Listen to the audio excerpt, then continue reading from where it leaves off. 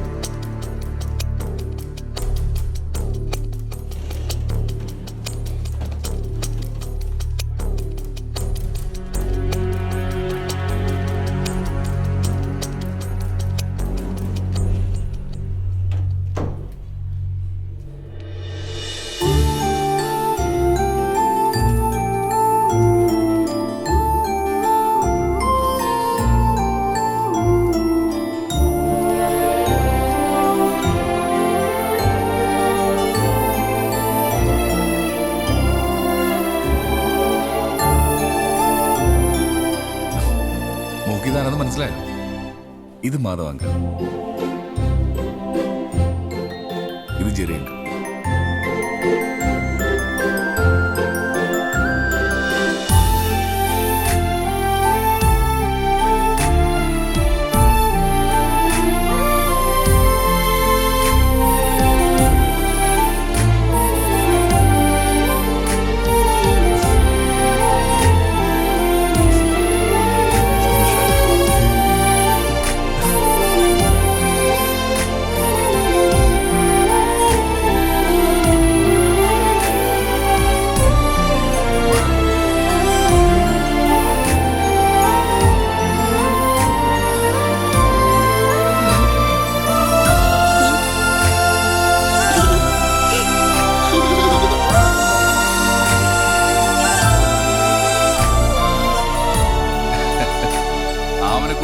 മാസത്തെ ട്രീറ്റ്മെന്റ് കഴിഞ്ഞ് മിടുക്കിയായിട്ട് വീട്ടിലേക്ക് പോവാ.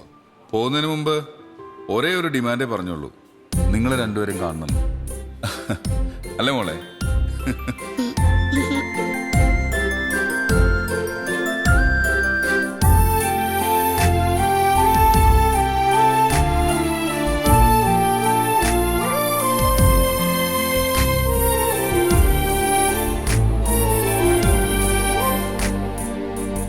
അപ്പോഴേ ഞങ്ങളങ്ങ് തീരുമാനിച്ചു, ഈ കുഞ്ഞിന്റെ തിരിച്ചുവരവ് നമ്മുടെ ശ്രോതാക്കളോട് നിങ്ങൾ തന്നെ അറിയിക്കണമെന്ന്. നിങ്ങളല്ലേ ഈ മോൾക്ക് ലൈഫ് കൊടുത്തത്. നാളത്തെ ഹലോ നമസ്തേ ഇന്ന് ഈ ഹോസ്പിറ്റലിൽ നിന്ന് നമ്മൾ റിപ്പോർട്ട് ചെയ്യുന്നു.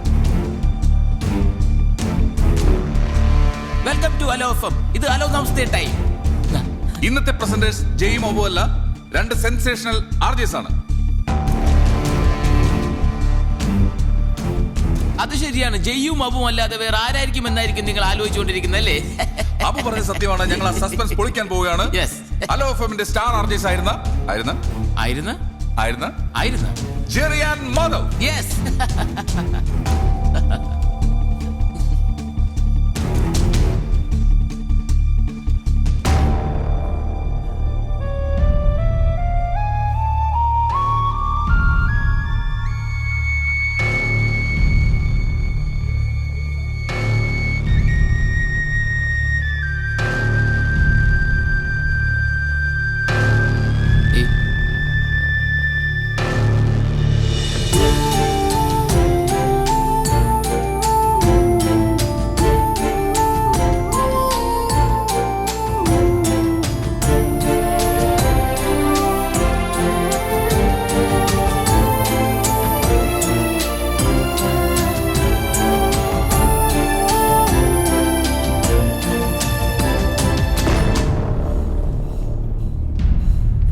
ഓടാ, നീയൊക്കെ നിന്റെ ഈഗോ കെട്ടിപ്പിടിച്ചിരിക്കും. ഈ കുഞ്ഞു പറഞ്ഞാൽ നിന്നൊക്കെ വിളിച്ചു വരുത്തേ. വിവരമില്ലെന്ന് ആദ്യമേ അറിയായിരുന്നു, ഇപ്പൊ മനസ്സിലായി. മനസാക്ഷിയില്ല.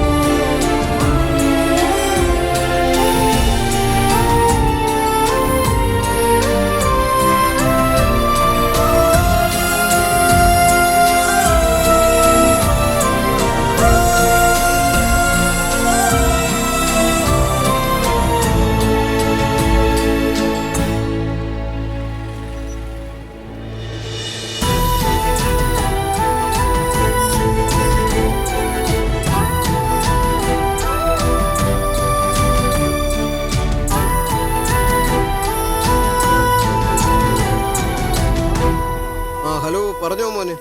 ആ പക്ഷേ നിങ്ങൾ പറഞ്ഞ എമൗണ്ടിന് തന്നെ തരാം. നാളെ തന്നെ നമുക്ക് എഗ്രിമെന്റ് വെക്കാം.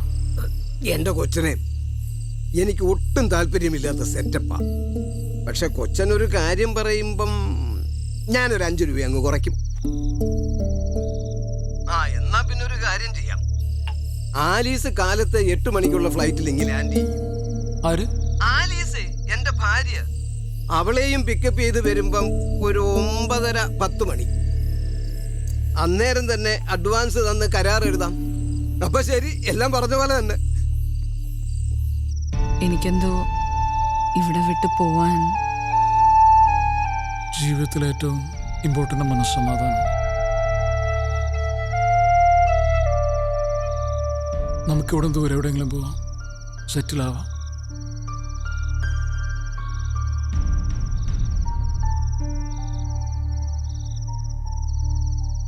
ആ ശരി.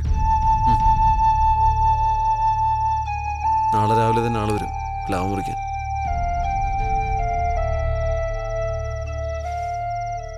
എല്ലാം അങ്ങ് തീരട്ടെ അല്ലേ?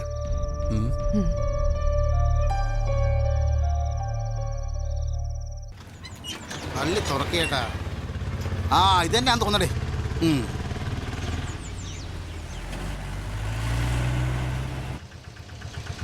ഇവിടുത്തെ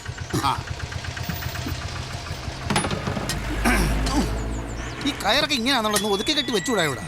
എന്നാ പിടി. ഡെയിലി ഇങ്ങനെ പണിയെടുത്ത് ഞാനിപ്പോ ബംഗാളിയാണോ മലയാളിയാണോ എന്നൊരു സംശയം. ബംഗാളിക്ക് എന്തായാലും ആശാന്റെ കളർ കിട്ടത്തില്ല സാറേ. സൂക്ഷിച്ചു, അല്ല ഇന്ന് അടുത്ത കാലൊടിയും. ആറേ ആറേ, ഇവിടെ ആരും ഇല്ലേ? ഇതൊന്ന് പിടിയടാ. നീ അങ്ങോട്ട് നോക്കിക്കാതെ ഇങ്ങോട്ട് നോക്കടാ.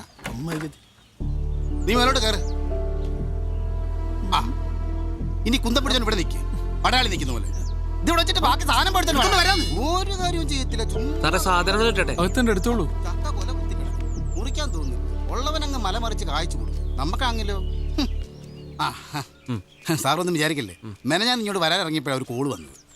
അമ്മൂമ്മയ്ക്ക് സുഖമില്ലെന്നും പറഞ്ഞു. അല്ല അമ്മൂമ്മയ്ക്ക് സുഖമില്ലെന്നും പറഞ്ഞു. ഉറങ്ങുന്ന പോലെ ഇടക്കോ ഏതാണ്ട് അസുഖമാണെന്ന് പറഞ്ഞ് പെണ്ണുമ്പിള്ള ഭയങ്കര കരച്ചിൽ.